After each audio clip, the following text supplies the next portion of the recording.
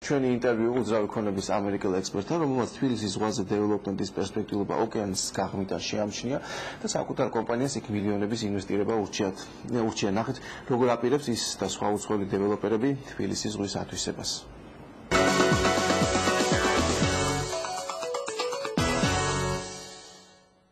Our land is over here.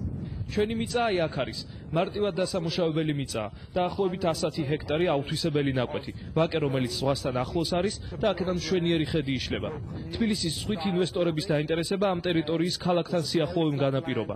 ქალაქის ცენტრიდან ის მხოლოდ 9 კილომეტრით არის დაშორებული, ხოლო თბილისთან შედარებით 250 მეტრით მაღლა და ზაფხულში სიგრილეს და ნაკლებ ტენიანობას განაპირობებს.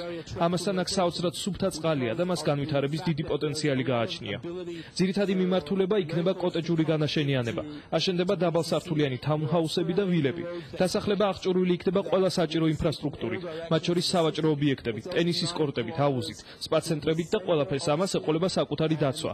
ეს ძირითადად იმ ხალხზე იქნება გათვლილი, რომელთაც ქალაქთან ახლოს სუფთა ჰაერზე ცხოვრება სურთ. თუ არის თქვენთვის ცნობილი თბილისის ზღვაზე ფასების ზრდის ტენდენცია და თუ გიფიქრიათ რა ფასად გაიყიდება თქვენი პროდუქტი? როცა ამ პროექტზე დავიწყეთ, ფიქრი მაშინ ფასები კვადრატულ მეტრზე $10 იყო. ამჟამად კი $13-დან $20-მდე მერყეობს. ჩვენი გათვლებით მიწაზე ფასები წელიწადში 45%-ით იზრდება. ამ მიწას ფასს ისიც მატებს, რომ ზღვასთან ახლოს არის. ამ ტენდენციის მიხედვით ჩვენ სახლებში 1 კვადრატული მეტრი $1,200-დან $2,000 ფარგლებში გაიყიდება. რა თქმა უნდა, დასრულებული რემონტით და როგორც იტყვიან, ხელში გასაღებით. რატომ დაინტერესდით საქართველოში და რატომ არის მიმზიდველი ეს ადგილი მსხვილი ინვესტიციისათვის? საქართველოში და კონკრეტულად თბილისში უცხოელი ინვესტორებისთვის მიმზიდველი გარემოა, რადგან აქ ბიზნესის წარმოება მარტივია. ამ მხრივ საქართველო მსოფლიოში მე-18 ადგილზეა. ინვესტორებს და მთავრობას შორის კი თანამშრომლობის მაღალი ხარისხია. კონკრეტულად რა მოცულობის ინვესტიციის განხორციელებას გეგმავთ და რა ვადებში? ჩვენი გათვლებით თბილისის ზღვის კოტეჯური განაშენიანება $50 მილიონ-ზე მეტ ინვესტიციას ითვალისწინებს.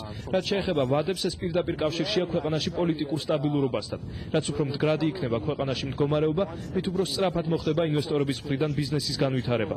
ჩვენ ვეძებთ სტაბილურ გარემოს, რადგან ეს პირდაპირ განსაზღვრავს, რამდენად სწრაფად მოვახერხებთ ჩვენი დოლარების საქმედ ვაქციოთ.